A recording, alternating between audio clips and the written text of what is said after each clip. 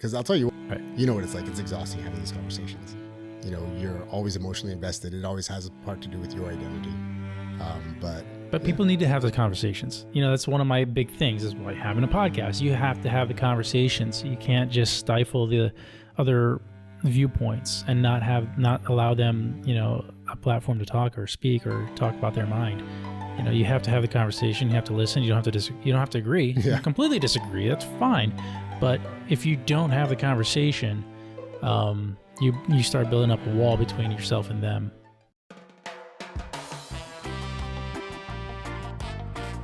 All right, welcome back to Hawaii Real, everybody. I'm your host, Iokeehu, and I have with me today Mike Lee again. If you have not yet, go to the website, hawaiirealpodcast.com, and you can find this episode on YouTube. If you're watching on YouTube, please hit that subscribe button. It's going to help out this channel so much. You can listen to these audio versions of the podcast on Spotify, iHeartRadio, iTunes, Google Podcasts, wherever you listen to your podcasts. It's on all those platforms. Again, the website, hawaiirealpodcast.com. Visit that website. You can also listen directly to that directly to the episodes on that website. And now, today we got Mike Lee back on the show. How you doing, Mike? I'm doing good. How you doing, Io? Good. Super Bowl Sunday. It is. It's a big Sunday, but this is more important, so I'm here. Well, it's not your team in the game. Unfortunately, the Bills did not make it. Yay! And there are Buffalo Bills fans here locally, just so you know. Well, Bills, I'm sorry, Bills, you guys had your opportunities back in the 90s and stuff. We did, and we learned and we grew, and it took about 25 years. Well, one of these days you'll get one. Yeah. One of these days. Anyways, bring you on the show today to talk about masculinity in today's society, toxic masculinity, how men are today. And I was just seeing this thing on YouTube, one of the BuzzFeed videos where they were talking about, it's an older video, but they were talking about who's the most attractive Try Guy. If any of you guys watch BuzzFeed, they have this show called The Try Guys, and they do all these kind of science experiments and fun stuff, and they're kind of goofy, interesting to watch. But from this episode that they had, one of the tests they did to find out who's the most attractive Try Guy is a testosterone test. And so they all five of them took this testosterone test, and all five of them were way below the actual norm for an average healthy male of that age. You know, they're all in their 20s, right? Yeah, mid-20s, late 20s. But they had the testosterone levels lower than like an average 85-year-old male. Huh. Tell me about the Try Guys. I'm not sure who the Try Guys are. You're not sure who the Try Guys are? Oh, okay. Well, BuzzFeed has a show, and they have all these, they're kind of soft, feminine type guys. They're hilarious guys. Don't get me wrong. They're also, apparently they're all straight, but they're all very metro, I think is the right term. Okay. Not millennial. What's the generation after us? Generation Y. After us, Z or Y. Yeah, I think it's Y. Yeah. You know, they're in that age group. They're in their mid-20s. And they're all kind of goofy looking, kind of nerdy looking, kind of pretty boy, I guess, looking too. You know, but you definitely don't have... Do you know a Dude Perfect, that group? Yes. Okay. They're the opposite of those dudes. Okay. So we have males who are embodying feminine qualities or have a feminine, maybe more of a feminine appearance. I believe yes, and they're not necessarily gay. That's not what I'm saying. Sure, but they're definitely of a softer male orientation, where they're not the alpha males. You know, and case in point, when they took their testosterone, they were all really, really low, like to the point where they needed to, go see a doctor. Like you can't have. I think some of them, almost like 4 of them were in the 200 range of their testosterone level. And like an average for a healthy male is in the 600s. Okay. So severely less testosterone. Severely less. Interesting. The highest one was like 363. And that's like almost half of what an average, a healthy male of that age would be. And it's less than the average 85-year-old male. So are they considered unhealthy males? For that testosterone level. And I'm not an expert on it, but me neither. What makes it unhealthy? What is the impact that a low testosterone has on these men that makes it unhealthy for them in terms of their experience as they go for their day-to-day life? Oh, so that's what we're here to discuss. What would low testosterone, does that lead to low masculinity? Well, let's talk about that. So I think maybe we should start off by coming to a working definition or an understanding about sex versus gender versus sexual orientation. Would that be a good place to start? Good place. Okay. So, and my understanding, when you were born genetically, you have X and Y chromosomes, XX, XY, and so when you were born, and generally this is a biological and a genetic thing, your sex is whether you are male or whether you're female. And that's based on your chromosomes. And you can also be intersex as well. Sometimes it doesn't come out as clean as, hey, the genitalia for this one is male, this one is female. That's super sex rare. is based on biological traits that we're seeing that are usually descriptive based on observation and based on genetics. Yeah. So to sum it up, I guess sex is biological and genetic, and gender is a social construct. Gender speaks more to the social construction about the attitudes, behaviors, and the beliefs of these people based on their experience with their bodies, their personal identity, and also their social interaction and the expectations of society based on whether they are male or female. But gender is a social construct. So sex is your biological and genetic construct, and gender is a social construct. And then, of course, sexual orientation would be whether, what we are attracted to, right? So maybe we should start with that definition of, sex versus gender. Okay. So where are you going to go with that? We're talking about try guys. Okay. So the try guys, so apparently they're all straight, heterosexual males. Okay. Straight heterosexual males who have low testosterone. And I'm not a scientist. I'm not aware of the correlation between low or high testosterone levels and the amount of feminine or masculine qualities that someone will embody or express. Based on what little I know, I'm not sure that there is very much. I do think that the biological, which would be testosterone, and the social constructs, the masculinity or femininity that we embody, those are social. I'm somebody who does think that those two are separate things and independent of one another, but that they can often become intertwined, and we can often become confused based on what we're hearing about what we should be, the way we should be acting, and the feelings that we're experiencing inside as well. Right. So that comes to the kind of the discussion, which would be if you're looking at a show like The Try Guys and you're modeling what a man should be after those guys, and then you find out that those guys have severely low testosterone levels, and then the average guy is going to be 3 times that level.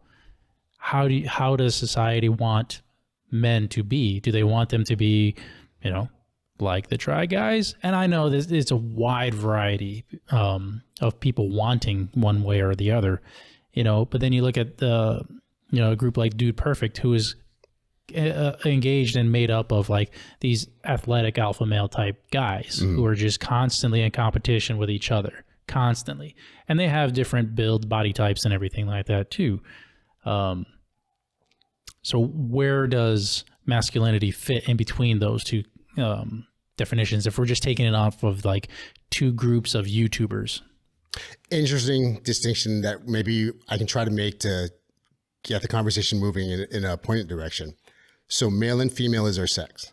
The concept of man or woman is actually gender. So Try Guys, from what I'm hearing, because I've never seen the show, Try Guys are male, they're heterosexual male. That's their sexual orientation.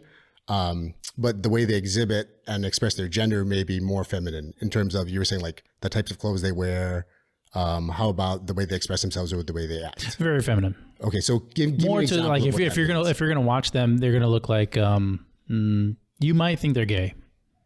Okay, because they're of a the best way to describe it is soft. So going back to the distinction, are all gay men exhibiting feminine qualities? Absolutely not. Okay. Absolutely not. Because I know gay men, and I know gay men in the police department too. And some friends I have that are gay, that they're like muscular and built, and they walk straight up, and they actually hold themselves to that high masculine standard, which would be kind of a dominant male. There's a thing called toxic masculinity. Sure. Right. Where we look at, as a society, the worst of what it is to be masculine. Sure. So let's jump right into there, right? Dominating, demeaning. Yeah. Right. So let's talk about that for a second. Okay. What is toxic masculinity, and as males, and you and I, we talked off camera before about, you know, a lot of our experiences growing up. There were masculine tendencies or a masculine culture that we learned to ascribe to because if we did not, we felt less valued. You know, what were some of those things? Domination, like you were saying, through competition, right? Competing and winning all the time at the highest level. What else does masculinity look like? I would say it means making all the money, being in power, having control over your situation, exhibiting confidence because you have power and control in a room so that people look at you and say, wow, that's a man's man, right? Men don't cry, right? They suck it up or buck up, right? So I think there are a lot of different ways to look at masculinity and some of the tendencies that we ascribe to when to be masculine. But how can some of these tendencies become toxic? I'll go back to like high school sports, right? So like, look, if you're a guy growing up in the situation that we were, winning was winning and you wanted to dominate, you wanted to win. And as a wrestling coach, I've got no problem winning. I love winning. It's more fun than losing. But the bigger perspective on that is this is more about the athletes who are competing, who they're becoming as a result of the work they're putting in, the character building, the relationships, and preparing them for a life full of meaning. And as a coach, that's what it is for me. But a great example of toxic masculinity, looking back to like my high school days. So I think my freshman year, I was finally, I was kind of a pudgy, chubby kid. And by my freshman year, I'd gotten down to about 180 or so, like feeling pretty good wrestler, got to play a little bit of football. And then my sophomore year, they put me on O-line. And in about 7 months, I went from about 180 to about 245. Wow. And, I probably was pretty muscular at about 215 or so.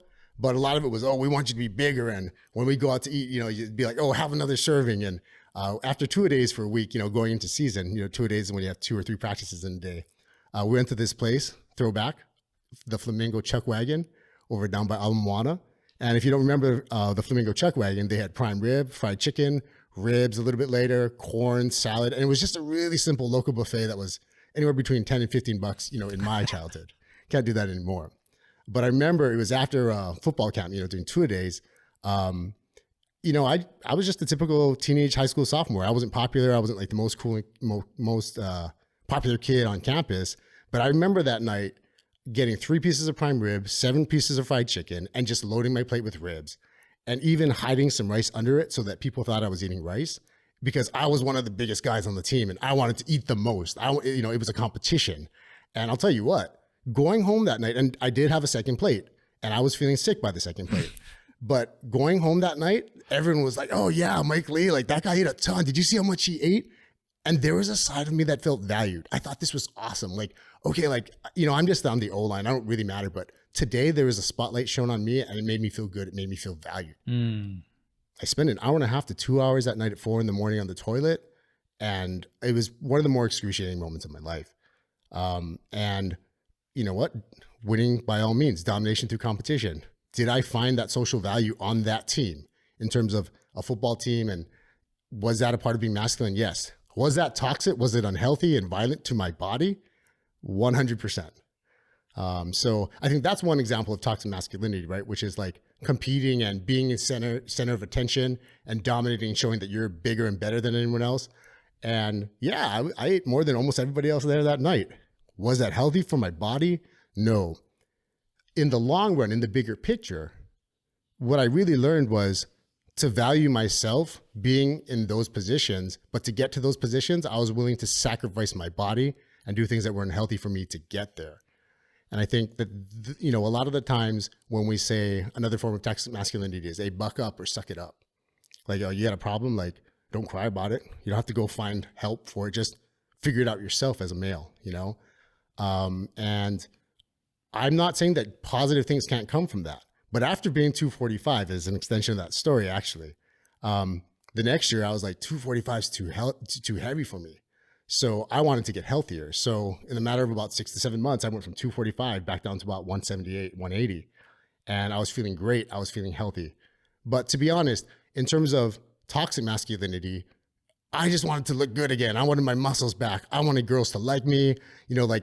I wanted to be a certain person. I had a very specific image of who I wanted to be. Mm-hmm. And I'll be honest, looking back, I learned to hate everything about myself. When I was 245, I would say the meanest things you could think of a bully saying to somebody, I used to say that to myself every single night, like, before I went to sleep, before I went to the weight room, I'd say all these negative things about myself, and a positive thing came out of it, right? Right. So is it really toxic if a positive thing came out of it? And that positive thing is specifically your health. Right. And so there's positive and negative things that can come from every interaction. Mm-hmm. And I think that's a part of having an open mindset and a growth mindset, being able to see the positive and the negatives. But at the same time, did that idea of buck it up and suck it up help me? Sometimes it has in life. But in that situation, I also learned to devalue myself and to motivate myself through devaluing myself and finding myself worthless. And the truth is throughout high school and early college and even my young career, I really stood there for a long time feeling, look, I help all these kids who are incarcerated. I help these kids who are in the court system. I'm helping coach youth. I'm inspiring and encouraging them. But I'd still go home and feel empty thinking, it's just a sham. I'm really still just the same worthless guy who isn't making a difference in the world. And that was something that sat with me for a long time. And I realized over time that was one example of toxic masculinity that really taught me, like, yeah, I can just tough it out. I don't need help. And a positive thing came out of it because I was motivated to lose weight and get in shape. And my health was really important. But my mental health took a toll, right? Well, I don't know how to feel good about the successes I'm making. And I sometimes respond better to hate and to being angry with myself. And that's something we know now is not something that's positive for mental health. So I think that's one example of toxic masculinity where something positive came out of it. But looking back, I can also see that I probably could have gotten there in a different route and in a different way. So we're just talking the Try Guys and Dude Perfect and how they, they're different. And I off camera was just mentioning Letterkenny and how that's a very masculine and in some ways sexual show. Not, they don't have sex or anything like that. It's just a lot of their conversations, their jokes and everything like that are bring out the sexual nature.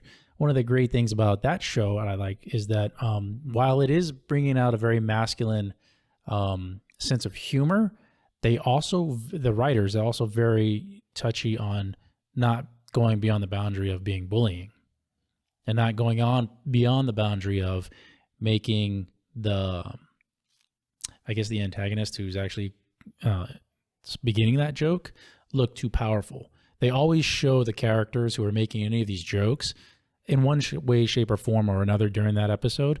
They also show a weaker part of that same character. So they're showing the strength in the character and the weakness in the character in the same episode. And therefore you kind of do see that, yeah, they bring out this sense of humor and you can laugh at it and you do see their weakness also in that. So they're not an all-powerful bullying type of toxic masculinity character. And I like the show Letterkenny because, they're a bunch of hockey players too. But okay. But it's a good one where, I don't know if there's any other show really where you have such masculine characters, but then you're also showing their weaker parts also.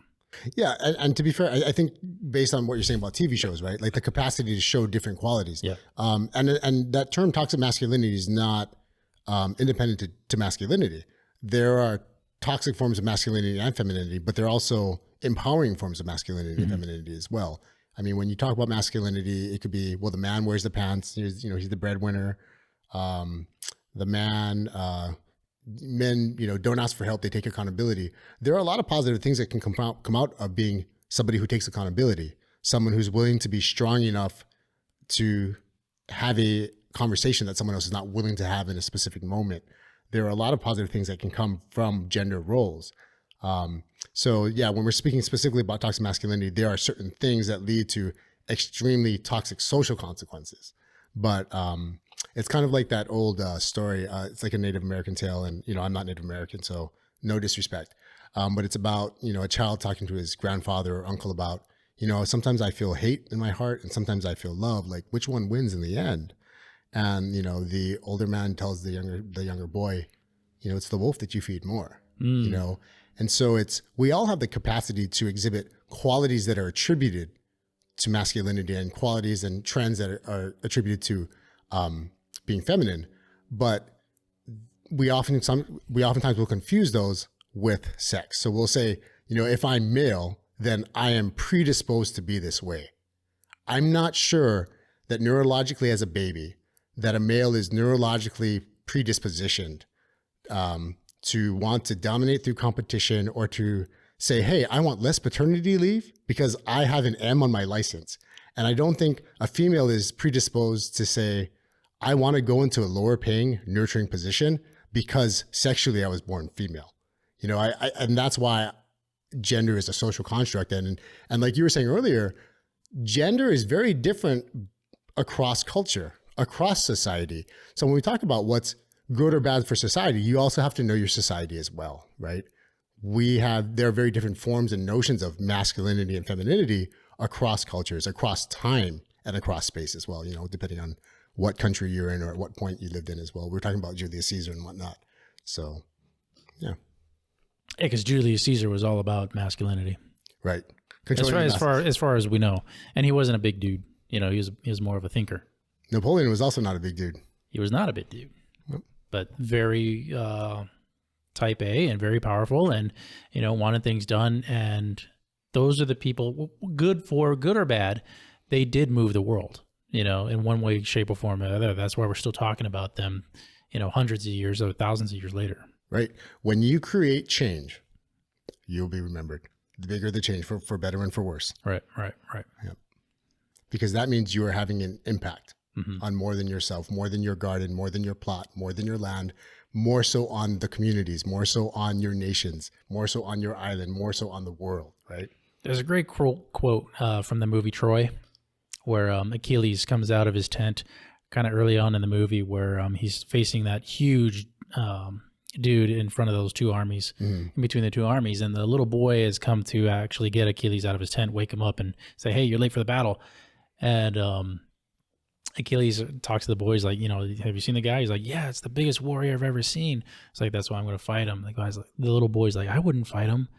Something like this. Don't take me verbatim, but Achilles looks at the boy and he's like, that's why you won't be remembered. Very much so. Right. And Braveheart. History is written by the ones who win wars. They lost. They did. But there was a human interest piece in William Wallace from a long time ago. Right. I mean, you could be a comic book writer and just make up stuff about Sparta and the 300 and stuff like that. Yeah, we romanticize it and we embellish, and that's why people love the stories. Right.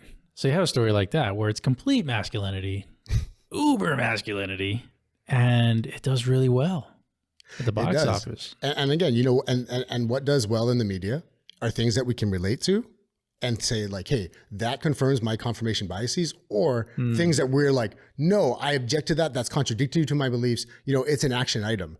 And it's always better if you're trying to make money in the media to polarize something or politicize something on one extreme. You know, it's just like you've got kids, I've got kids. I oftentimes embellish or make stories big so that they'll get excited about things, right? You know, so, but action sells, you know. Well, that's another point we could dive off on, because I look at Star Wars, look at the sequel trilogies, where some people are saying that, you know, the fans just can't grasp a strong female lead. It's like, no, you have all these other female leads in the Star Wars universe prior to that were awesome. Yep. And then you have this one who's just, it's just not written well. You know, the story, the plot line, everything leading up to the very end of the third, or what is it now, the 9th movie? It just wasn't written well. But the Disney and the producers and everything, they don't see that the fans are like an outrage. It's like, no, it's not that we don't like a female lead. We can totally have a female lead. We have other female leads that we do like and have cherished throughout my entire life. Like, this one just sucks. Right. And that may be just happenstance.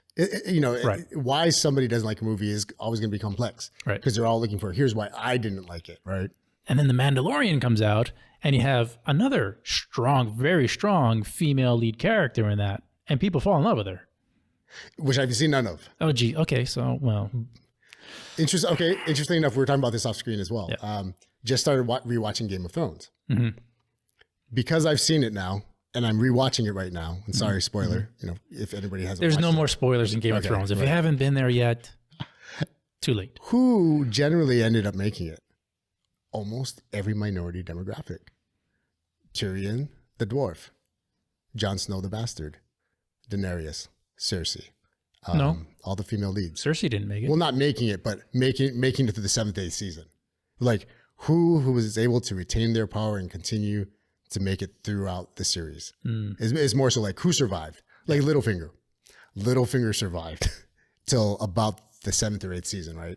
I think it was the beginning of the 8th season when he finally croaked. Right. But watching the very first season over the past few weeks, my wife and I were realizing, strong female leads in this show, and who makes it? The bastard, Arya, the tomboy, all of the people who did not fit the prototypical norms of I'm Ned Stark, I'm bound by honor, and I'm just going to decimate my opponents through strength. Yeah, I think that's one of the great things about Great Game of Thrones, and that's that whole series was that it wasn't the people who made it weren't the people who you expected or anticipated to make it through that kind of medieval fantasy storyline. Right, because who's supposed to make it? The Hound, the prince, or the prince, the princess. Yeah. No, that King didn't happen Lannister. that way. Right. It's like strong did not dominate necessarily. They did, but they were eventually defeated, and it ended up being a kid in the wheelchair at the end, right? Oh, and right. I was going to say an able-bodied, right, and Bran at the very end. So yeah, we that was like a 10-minute conversation after like the first season or something. My wife and I were like, well, who kind of makes it furthest in the story? And we're like, all the main characters, all the ones in the beginning of the show who are showing their strength, they end up dying. So, yeah. Yeah, it's an interesting one there. If you haven't seen Game of Thrones yet, people... Yeah, definitely can't show it to the kids, but I would definitely enjoy, when my kids are old enough to watch it, and if they're interested in it, having conversations about it. And that's another show where, like, clearly there are instances of male dominance. Absolutely. Toxic masculinity. And that show's like done so well. So is that something that like society wants to see? Not necessarily wants as in our society and happening in our society, but do we look at that and we're entertained by that? I think you can be entertained by it. And again, it's always comparing your beliefs versus what you don't believe. You'll have a strong reaction if it strongly confirms your belief or if it strongly contradicts your belief. So yeah, not sure where we were with that one, but we're having a good conversation. Well, it's kind of delved into like Hollywood and masculinity in Hollywood. Not just masculinity, but like the bringing in of strong female roles also. Right. And can that work? And is it actually the female lead that is the problem, or is it society that's the problem, or is it like the writing that's the problem? Sure. We can even delve into politics on that one too, right? Barack Obama was the first African-American president. Hillary Clinton may have won the popular vote, but she lost the electoral vote. And, there is a conversation to be had, depending on what you believe of, we weren't quite ready for an African-American president, and we certainly were not ready for a white female president, but we ran back to a strong, entitled, powerful male figure that was white. So that is a conversation I've definitely heard, over the course of the last 4 to 8 years. So how much of that, comes into play? I think a lot of the times I think it always starts with looking at yourself and having a conversation with yourself, but also having a conversation with somebody else who is affected by that, whether that's an African-American or a woman. I think the GM for the Mets got fired recently for some extreme sexually overt conduct with a reporter from a few years ago sending 70 unresponded to texts and like illicit pictures of, phallic symbols of himself, even though he says it wasn't him, right? And I forget what exactly it was, but a few days later, the Mets organization came out and said, we just want you to know that we had this like tribunal, or we had this meeting. We looked through all of our policies and we have a plan. We got to install confidence in our community. We have a plan to address this. And the very first question asked by a female reporter was, did you talk to any women about that? And he said, excuse me? And she said, how many women did you talk to in this panel and for this conversation? And he said, well, we didn't have it. We didn't talk to any women. And she said, that's the problem. Right. So, so I teach capstone during summer school sometimes. And, especially this past COVID time, a lot of what was going on, and you were actually in the class, as a guest speaker, we had talked about like the Black Lives Matters movement and, what's going on with that. We talked about the gender pay gap and structural violence against men and women and the ways that they occur. But one of the things we got out of it from the conversations with you, the community activist Terry, myself and some of the other guests were, hey, if you want to know more about it, talk to the people who are aggrieved. Talk to the ones who've been perpetrated against. Yep. Talk to the perpetrators as well. But, a lot of these local kids were like, Mr. Lee, I don't know. They're like, I don't have a lot of Black friends and I don't know what that's like. And I would tell them, hey, well, if you do, have a conversation with them. You cannot presuppose that just because logically in your mind and in your experience, you have an idea about how to fix something, that you can know the experience of someone else and say, well, I just know how to fix it. Let me just take what works for me and place it on you and all the people like you, right? I think a lot of that has to do with have a conversation where you close your mouth and you really open your ears and listen to whoever the aggrieved party is, whether they be white, Black.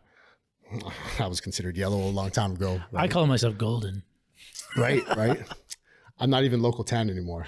I'm just pink. I'm pink in places and red at sometimes. Yeah.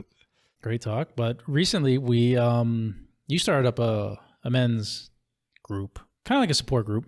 It's about 6 individuals, including myself. And we get together weekly and talk on a Zoom meeting or Google.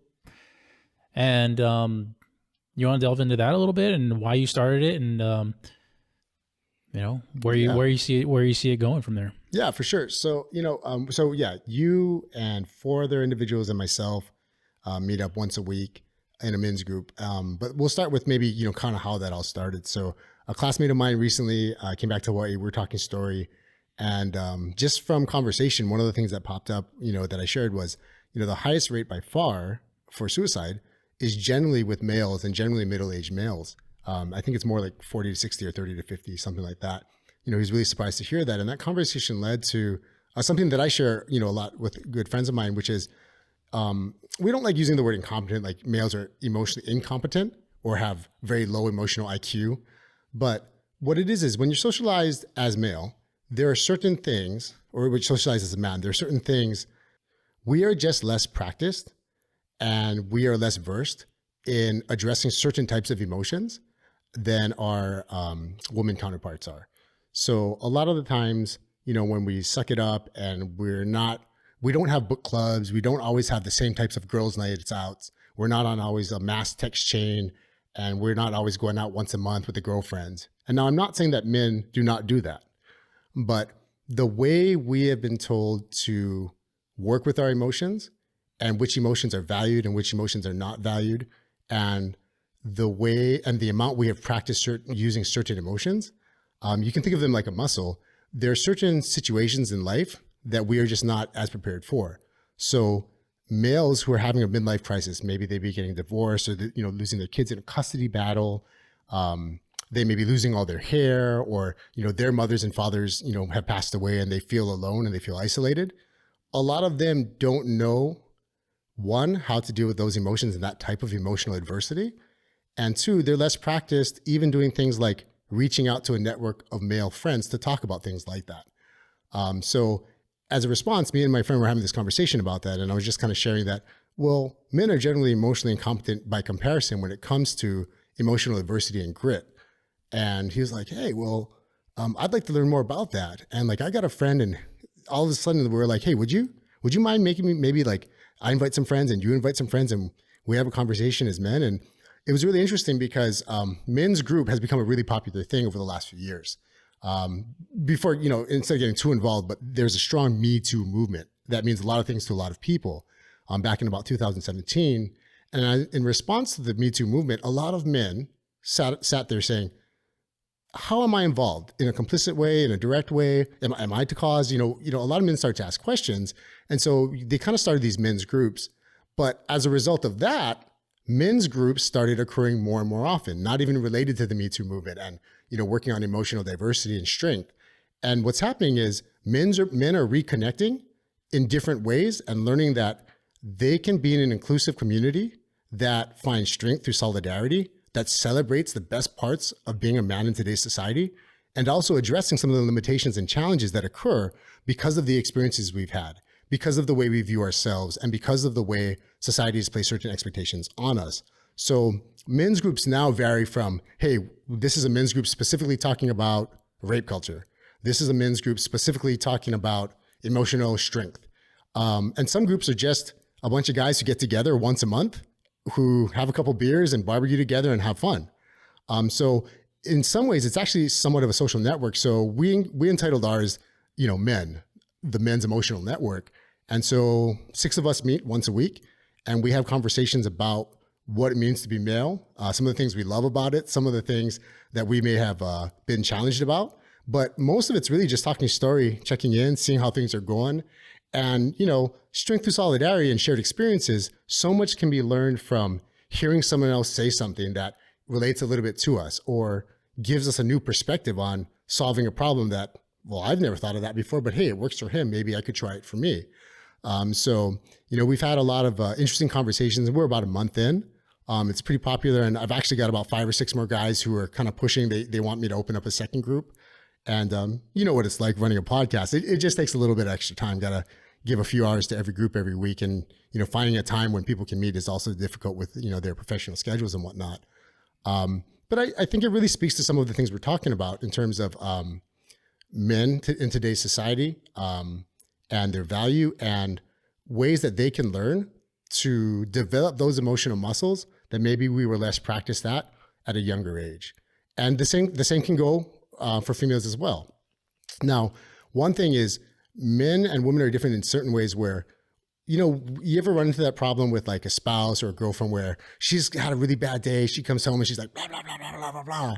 And you're like trying to help her solve the problem. Mm-hmm. And then you get excuse me, I'm not asking you for your male advice. I'm asking you to just listen, right?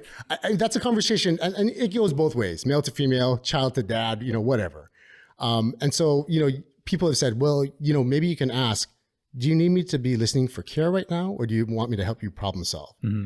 Now, females and women generally, women are more conditioned to being able to do those two things concurrently.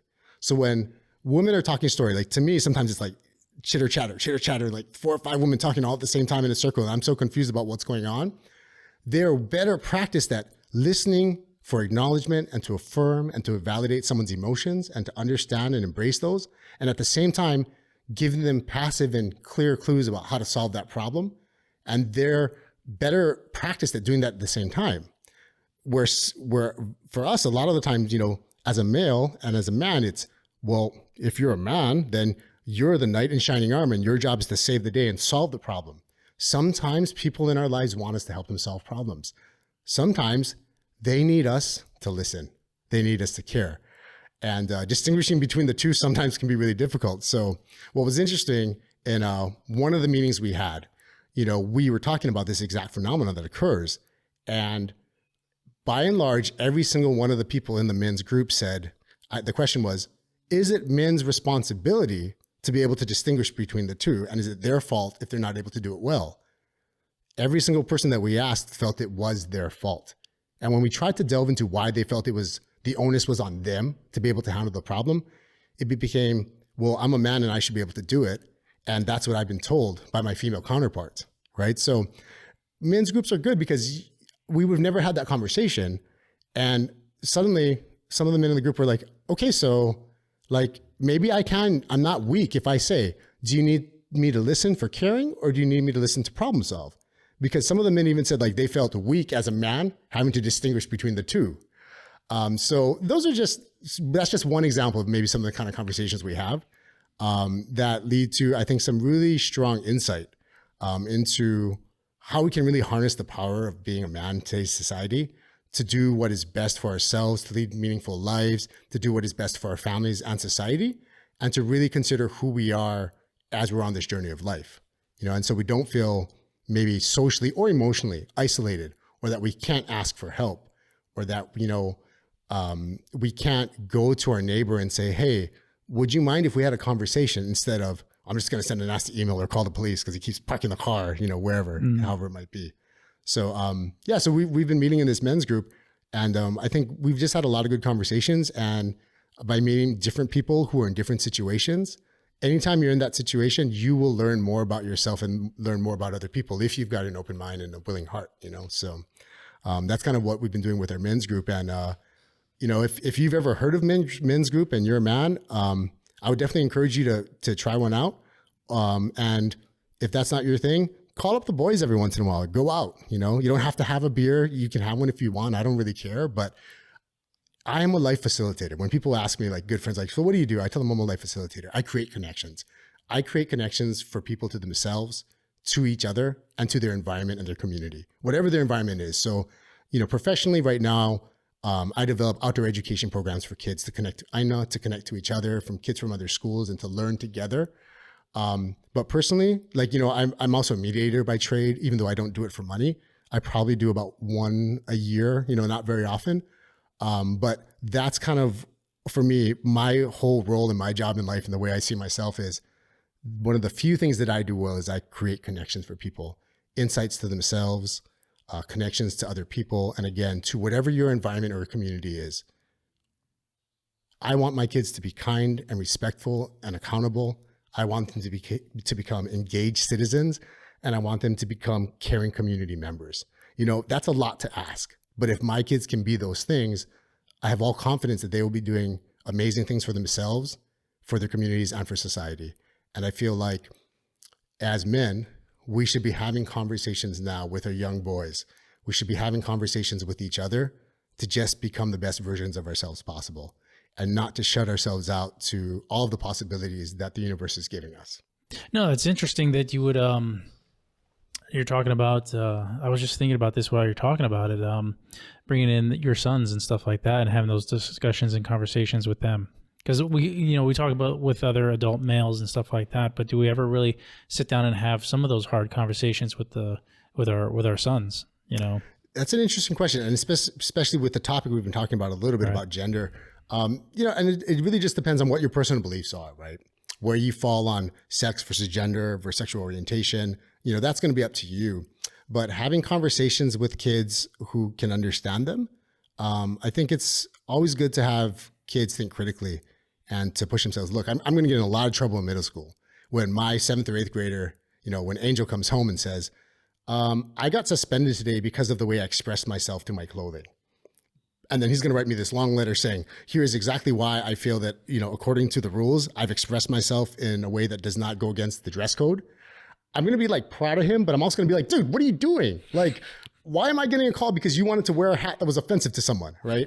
But I do think it's important. For me personally, I just tell my kids, most importantly, in terms about being a boy or being strong or being a man, what I tell them is being strong is being an ally. It's being there for someone else. And that's the first way you learn to be strong. You stand up for yourself, but you have to be willing to stand up for other people as well. And I tell them, if you see something wrong that's not going good, like at school, you try to appeal to a teacher or a higher authority. But I said, but if you end up in life in a position where you see someone going through something alone and you don't feel that they have any support, you stand face to face, facing whatever the problem is, whether it's a person or a concept or an idea, and you let them know, I am here and I'm not leaving until you're okay. And I think that is that solidarity. And one of the things that I've always appreciated about men is we have this fraternity as well. And I'm not sure if HPD is that same kind of thing, but as men, when we see another guy in a situation, that's my boy, that's my bro, and I'm going to back him up until we figure this out together. And I just want to remind all the young boys that as you become a man in society, that it's okay. It's okay to find allies, and it's okay to be an ally. I think some of the most dangerous situations we end up in are the complicit people who are bystanders, who see things that are wrong, who see things that are maybe even violent, but because we don't want to be involved ourselves, or we may have been victims of those same situations ourselves, we let it occur. We don't want to become engaged. We don't want to be involved. And I'm not espousing that all of our kids should be rebel rousers, but I am espousing that we should be more actively engaged with each other and for each other in our communities. Right. It's not so much rebel rousing if you're protecting and standing up for the weak, the people that can't stand up for themselves. Right. That's one of the things that I preach on my kids is, my 2 boys, they're strong, strong-willed, strong-minded, strong body. They're healthy. I tell them, there's going to come a point in time in your life where you're going to have to stand up for the weak. You're going to have to stand up for someone who doesn't have the capability of standing up for themselves, right, whether it's through bullying or, through some other injustice. be the person be the human being. Doesn't matter if you're male or female. Be the human being that's going to stand up and say something. Put your foot down when you see something that's going wrong. You know, don't turn a blind eye, walk the other way when you see someone getting beat up, you know. Mm-hmm.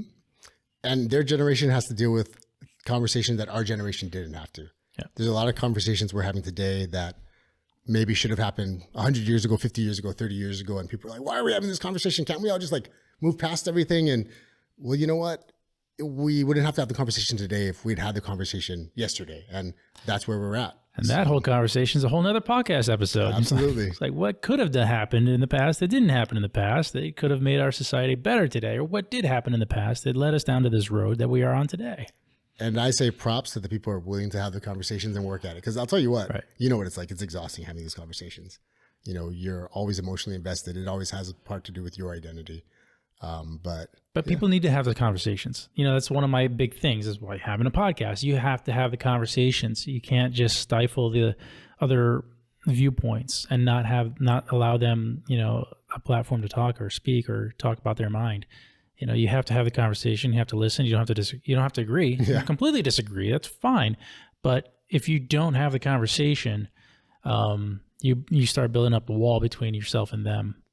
My friend posted on Facebook one day, how long do you read an article, you know, before you like close it down or even read it at all? And I said, well, clearly, if it's on Facebook, you only read it until you either agree with it or you don't.